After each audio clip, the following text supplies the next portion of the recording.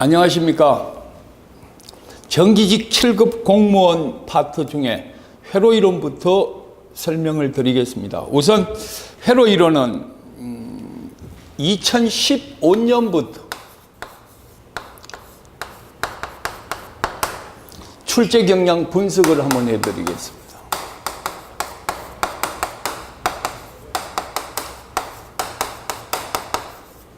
여러분들이 보통 20문항을 갖고 30분 안에 풀어줘야 됩니다. 그러면 30분 안에 보기가 있는 사지선다형 문제를 20문항을 풀 때 가장 중요한 것은 문제 접근을 어떻게 해야 될 것이냐. 첫 번째, 자기 자신이 가장 자신 있는 분야의 문제를 우선으로 해결해야 됩니다.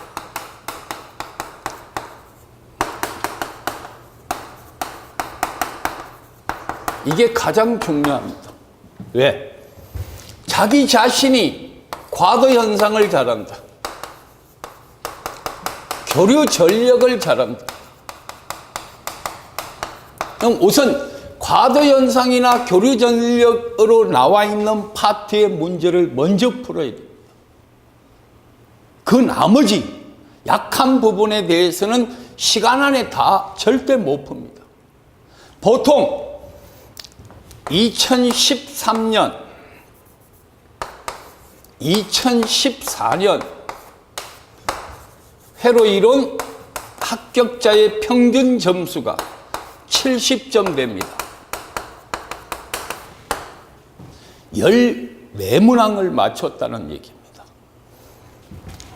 이거는 우리가 충분한 시간을 줬었을 때는 20문제를 다 맞출 수 있습니다. 그러나 충분한 시간을 안 주고 한정된 30분이 준다면 자기 자신이 가장 자신 있는 분야의 문제를 먼저 해결을 해야 됩니다. 2015년도에 보면 노드 방정식, 절점 방정식이 2문항이 나왔습니다. 두 번째, 소비 전력, 교류 전력, 최대 전력 전달, 이 분야에서 3문항이 나왔습니다.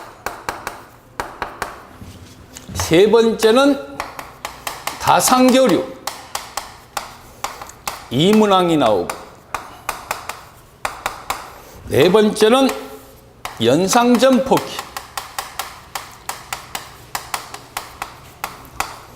2문항이 출제됐습니다. 다섯 번째, 과도 현상입니다. 3문항. 여섯 번째, 유도 결합회로 2문항. 물론 제가 이제 2문항 이상 출제됐던 분야만 설명을 드릴게요. 4단자. 여덟 번째가 전달함수입니다. 나머지는 다 이제 한 문제씩 출제됐습니다. 그러면 20문제 중에서 노드 방정식, 교류 전력, 다상교류, 연산점포기, 과도 현상, 유도 결합회로 4단자 2문항, 전달함수 2문항, 이 파트의 문제를 합하면 14문항 내지 15문항이 됩니다. 나머지 자주 출제 안 되는 부분의 문제는 여러분들이 공부를 하려 할 때도 시간적인 부분은 너무 많이 하려 할 필요가 없다는 얘기입니다. 또한 2015년도를, 16년도를 한번 보겠습니다. 16년도도 여기서 거의 대동소이합니다. 왜? 교류 전력에서 3문항이 나왔습니다. 과도 현상에서 3문항이 나왔습니다. 연산점폭기에서는 2015년도 이 두 문항이 출제됐다가 올해 2016년도에는 세 문항이 출제됐습니다. 또 유도결합회로도 똑같이 출제됐고 이단자망도 두 문제 같이 출제됐고 전달함수도 두 문제 같이 출제됐습니다. 물론 교류전력도 세 문항이 출제됐습니다. 그래서 회로 이론은 2007년도부터 제가 쭉 분석해서 2016년도까지 본다면 평균적으로 많이 출제되고 있는 분야들이 교류전력, 과도연상, 연산점폭기, 노드방정식, 유도결합회로, 사단자망 이런 분야에 집중을 해야 됩니다. 거꾸로 말씀을 드리면 회로 이론 분야 중에서 이단자망이라든가 분포정수회로, 보드선도, 상태방정식 천이행렬 이 부분은 상대적으로 적게 출제가 됩니다. 그래서 많이 출제되는 부분, 자주 출제되는 부분, 출제 빈도가 높은 문제부터 프로테이지로 여러분들이 집중할 수 있는 문제를 선택을 하고 시험장에서도 문제를 받자마자 그 문제에 집중을 해야 됩니다. 그래서 15문제나 16문제를 본인의 능력으로 해결을 하고 나머지 4문제나 5문제는 빠른 속도로 정답에 가까운 번호를 찍어내는 요령이 사실은 필요합니다.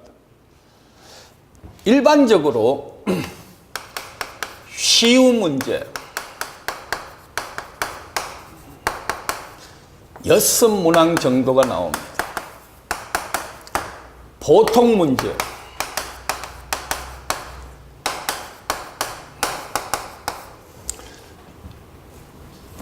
쉬운 문항 또는 쉬운 문제가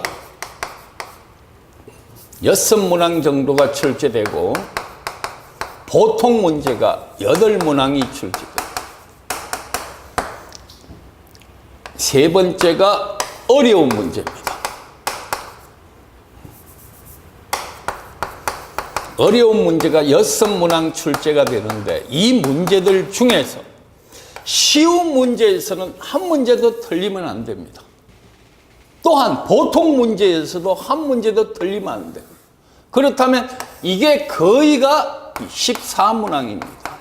14문항에서 어려운 문제 플러스 알파를 가야 우리가 요구하는 합격선 이상의 점수가 나올 수 있습니다.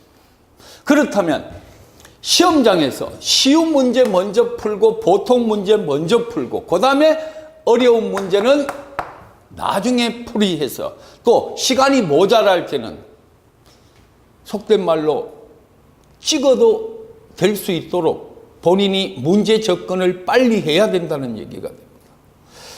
해서 오늘은 2016년도 출제 문제부터 파트별로 가장 많이 출제되고 있는 파트부터 설명을 드리겠습니다. 우선 2016년 문제입니다. 첫 번째 1번 문제를 보겠습니다. 전압계 V가 있고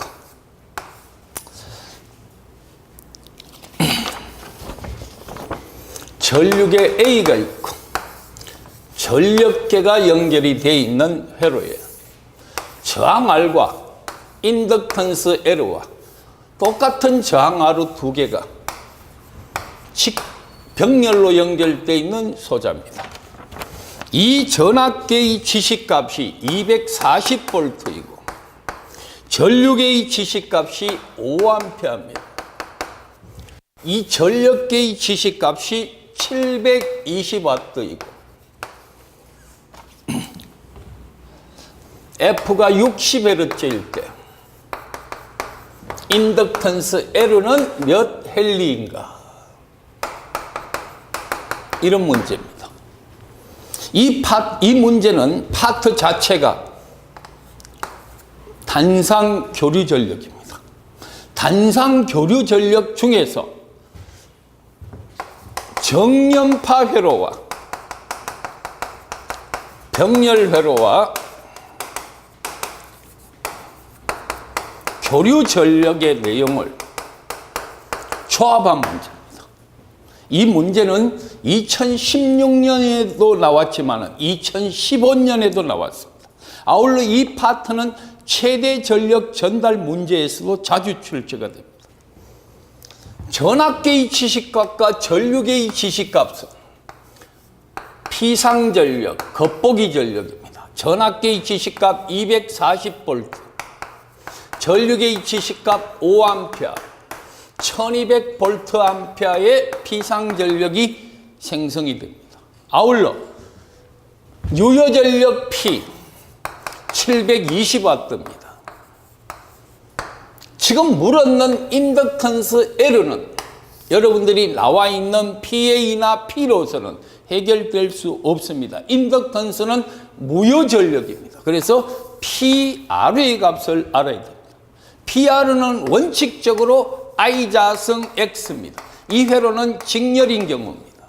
그러나 이 문제는 다 병렬 회로입니다. 그래서 얘는 X분의 V제곱의 식으로 나타나집니다. 병렬인 경우. 자, 피상전력이 나와 있고 유효전력이 나왔는데 이 리액턴스를 안다면 인덕턴스 L을 알 수 있습니다. XL 이꼴 2파이 FL입니다.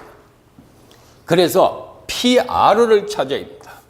피상전력 PR는 PA는 PF 플러스 마이너스 JPR, 즉 PA는 유효전력과 무효전력의 합과 같습니다. 아울러 무효전력 PR는 피상전력의 제곱에다가 유효전력의 제곱을 빼준 값입니다. 아울러 1200의 자승 마이너스 960의 제곱. 960이 아니고 얼마예요?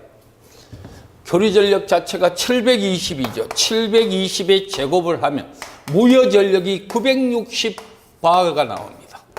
무효전력이 960이니까 PR는 병렬회로에서 XL분의 V자승, XL 이꼴 PR분의 V제곱입니다. PR가 960이고 전압계의 지식값이 240의 제곱입니다. 아울러 얘는 XL가 60옴이 나옵니다. XL가 60옴이면 아까 XL은 얼마예요? 2파이 FL입니다. 2파이 FL입니다. 그러면 주파수 F는 2파이분의 L의 60입니다. 2파이 F분의 60입니다. F60L은 같으니까 결과 2파이분의 1헨리의 값이 주어집니다. 자, 그래서 1번은 교류 전력을 전압계와 전류계를 연결한 회로에 인덕턴스 L을 묻는 문제가 나왔습니다. 이 문제는 2파이분의 1이 답입니다. 근데 이 문제를 갖고 변형해서 응용 출제한다면 우선 이 XL가 지금 60옴이 나왔습니다.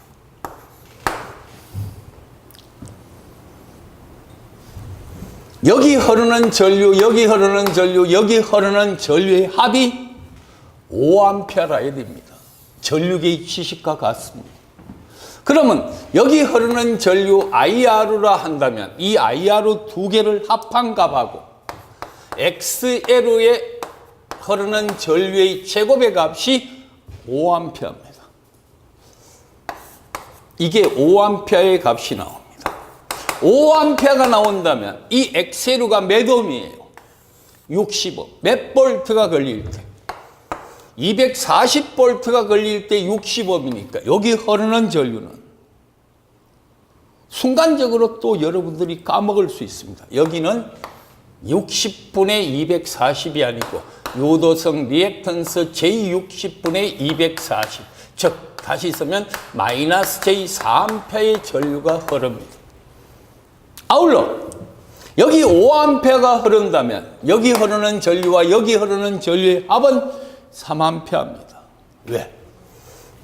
I는 IR의 자성 플러스 I의 L의 제곱이 되어야 됩니다. 얘가 5A하고 얘가 4A라면 결과 IR은 3A의 전류가 되어야 됩니다. 3A가 된다면 저항이 같으니까 이 소자의 1.5A, 이 소자의 1.5A가 흘러야 됩니다. 그러면 이 저항은 얼마겠습니까? 240에 1.5를 나눈 값이 이 저항 값이 됩니다. 자, 이 문제에서 지금은 L을 물었습니다. 다시 변형한다면 R을 물을 수 있습니다. 또 R값과 L값을 준다면 전류계의 지식값도 물을 수 있습니다. 그래서 이 한 문제를 갖고 여러 가지 응용시켜낼 수 있는 복합형 문제 중에 하나입니다. 그래서 문제를 풀 때 여러분들이 한 문제에 대한 답만 접근하려고 생각하지 마시고 전체적으로 좀 높은 산에서 밑을 내려다보면서 그 문제가 어떻게 출제되느냐까지 분석을 할 줄 알아야 정기직 7급 공무원의 합격선에 가까워질 수 있습니다. 절대 공부를 단순하게 한 문제에만 집중하지 마시라. 2번 문제입니다. 2번 문제 역시 2016년도에 출제됐던 문제입니다. 교류 전력에 관한 문제인데 1번도 교류 전력이지만 2번도 교류 전력인데 2번 문제는 교류 전력 중에서도 또 하나의 다른 유형의 문제입니다. 6kΩ의 저항이 있고 마이너스 플러스에 6V라는 전압원이 존재하고 12kΩ과 8kΩ 알레르, 부하장 알레르를 갖다 달았을 때 RL에서 최대 전력 전달이 될 때 그 RL의 값과 아울러 최대 전력 전달 P 맥시멈의 값은 얼마인가? 이런 유형의 문제입니다. 참, 많은 것을 내포하고 있는 문제입니다. 단순하게 접근해서는 이 문제 자체도 굉장히 좀 수검자에게 많은 사고를 요구하는 문제입니다. 우선 우리가 교류전력 최대 전달은 부하저항이 있고 전원전압 Eg가 가해질 때 단자 AB에 부하 R를 갖다 달면 이 R를 0에서부터 무한대까지 가변하다가 보면 이 R에서 소비되는 전력 자체가 포물선 그래프에서 이 값이 최대가 될 때 P가 맥시멈이 될 때 이 값이 얼마일 것이냐. 자, P가 맥시멈이 될 때, 즉 부하장 R를 0에서부터 무한대까지 가변시키면 이 R에서 소비되는 전력이 최대가 될 때가 있습니다. 그때 우리 P 맥시멈은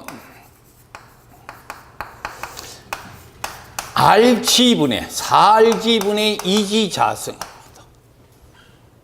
이거는 우리가 기본 시간에 이미 증명을 할 줄 아는 능력이 있다고 가정을 합니다. 이 문제까지 처음부터 다시 증명하기에는 시간적인 여유가 없기 때문에 결론적으로 P 맥시멈은 4RG분의 2G 제곱이다.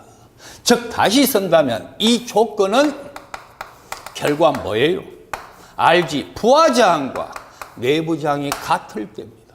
자, 여기서 소비되는 전력을 RL이라고 가정한다면 소비전력 PL은 I자승 R입니다. I는 얘와 얘가 직렬 연결이니까 내부저항과 부하저항의 전원전압 Eg의 제곱의 RL입니다. 분명히 P가 맥시멈이 되기 위해서는 부하저항과 내부저항이 같아야 했습니다. 그렇다면 얘와 얘가 같다는 얘기입니다. 같으니까 결과 얘를 RG라 놓으면 얘도 RG, 얘도 RG. 몇 RG입니까?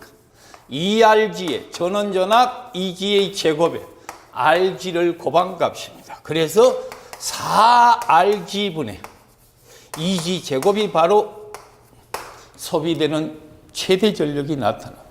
그러면 문제는 이 RG가 얼마고 이 전원전압이 얼마인가를 찾아내야 돼요. 단자 AB에서 회로망으로 본 태분안에 정리해서 단자 AB에서 회로망으로 본 내부 임피던스를 한번 생각해 봅시다. 전압원은 단락입니다. 아울러 전류원이라면 개방입니다.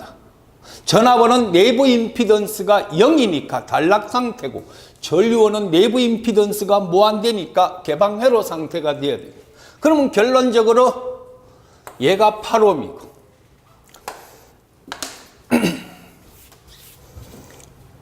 직렬 부분 8옴과 6옴과 12옴 킬로옴인 단자에서 회로망으로 본 임피던스입니다. 결과 이 값이 얼마 나오느냐 하면 8 플러스 6 플러스 12에 6 곱하기 12에 직병렬 연결의 값이므로 12옴이 됩니다. 물론 단위는 킬로옴입니다. 자, 등가 회로를 그려보면 부하단 알레르에서 회로망으로 본 임피던스를 계산하니까 그 값이 얼마입니까? 12kΩ입니다. 그렇다면 이 알레르가 얼마일 때 소비되는 전력이 최대입니까? 아까 내가 말씀드렸습니다. 부하장과 내부장이 같을 때 소비 전력이 최대가 된다 했으니까 결론은 이 알렐 역시 12kΩ. 문제는 4Rg분의 2G 제곱의 식에서 2G 제곱의 식에서 RG 값이 12가 나왔습니다. 2G를 찾아야 됩니다. 2G는 이 전압을 2G라 보시면 안 됩니다. 이 전압은 6kΩ과 12kΩ에 분배되는 전체 전원입니다. 그렇다면 이 개방단자에 나타나는 이 전압 자체는 바로 12옴 플러스 6옴에 12옴 곱하기 6V의 전압 분배 법칙에 의한 전압이 이 양단에 걸리게 됩니다. 즉 12kΩ 양단에 걸립니다. 8kΩ은 여기서 전압 분배에서는 생략을 해도 되죠. 왜? 이 단자가 개방단자입니다. 이걸 떼냈다고 가정합니다. 그래서 이 전압은 P의 맥시멈 자체는 뭐분의 4 RG 얼마예요? 12. 전압은 12 플러스 6, 12 곱하기 6 이거의 제곱의 값입니다. 4Rg분의 2G 제곱. 이 값이 얼마가 나왔나 하면 3분의 1W입니다. 그래서 이 문제 답은 최대 전력 전달이 되기 위한 알레르의 값은 얼마이고 12kΩ이고 그때 소비되는 전력은 3분의 1W입니다. 자, 6번 문제 보겠습니다. 2015년 문제입니다. 자, 지금까지 우리가 풀었던 문제의 네 문제는 2016년도 문제였습니다. 2015년 이 문제는 파트가 다상교류입니다. 그런데 이 다상교류는 아까 2016년도는 한 문제도 안 나왔습니다. 즉 올해는 한 문제도 안 나왔는데 작년에는 두 문제가 출제되었습니다. 마이너스 플러스 30V가 있고 여기에 8kΩ이라는 저항이 연결되어 있는 회로에 50kΩ과 20kΩ 또 30kΩ이 연결이 되어 있고 여기에 15kΩ 여기에 14kΩ이 있었습니다. 이렇게 연결되어 있는 회로입니다. 지금 문제의 지문은 여기 흐르는 전류 I1의 값은 얼마인가? 이런 문제입니다. 자, 이 문제를 풀 때 여러 가지 방법이 있습니다. 우선 얼른 이렇게 페루프로 하나 돌리고, 이렇게 페루프 하나 돌리고, 이 페루프 돌리고, 이 페루프 돌려서 I1의 값을 루프 방정식으로 찾는 문제가 있습니다. 그런데 이 문제는 그런 문제가 아닙니다. 즉, 이 문제는 문제를 만들면서 이 문제의 수준은 보통 문제에 속합니다. 2분 안에 얼른 풀어야 됩니다. 그러면 여기에 무슨 결선입니까? 델타 결선입니다. 얘를 Y 결선화하여 만들면 이런 형태가 주어집니다. 등가회로를 제가 다시 그려보겠습니다. 얘가 8kg, 여기에 마이너스 플러스 30V, 요 저항이 있고 이렇게 돼 있고, 여기에 15kΩ이 있고, 여기에 저항이 있고, 여기에 14kΩ이 있습니다. 이런 회로로 등가 회로가 바뀌어집니다. 이 값은 이거 다 더한 값 얼마입니까? 100분의 사이의 곱한값 50 곱하기 20, 110이 됩니다. 요거 다 더하면 100, 사이에 있는 거 곱하면 600이니까 6kΩ이 됩니다. 자, 킬로는 단위를 생략해도 됩니다. 자, 그러면 얘는 얼마예요? 역시 다 더하면 100분의 사이에 있는 거 곱하면 15입니다. 델타로 된 50, 20, 30kΩ의 저항을 Y로 고치니까 10kΩ, 6kΩ, 5kΩ으로 바뀌어졌습니다. 그러면 여기에 게 얼마? 8kg, 얘가 10kg. 이 저항값은 얼마예요? 30입니다. 이 저항값은 얼마예요?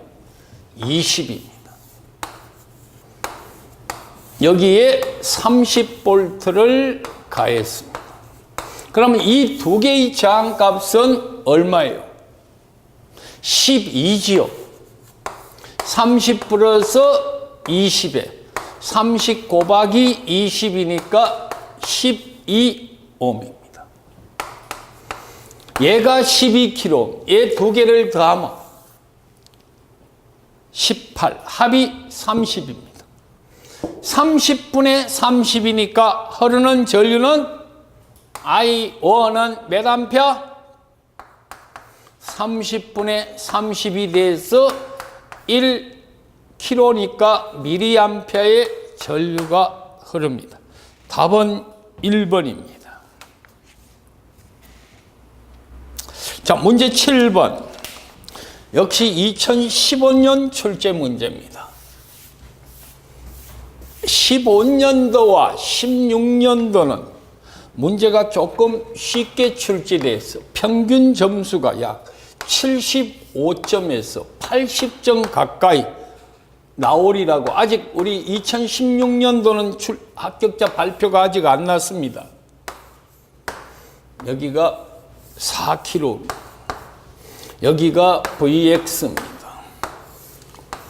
마이너스 플러스 3V입니다. 여기에 6이 있습니다. 여기에 V 플러스 마이너스 V0가 있습니다. 물었는 거는 V0를 물었습니다. 즉, 다시 하겠어. 요 절점 전압 V0는 얼마인가?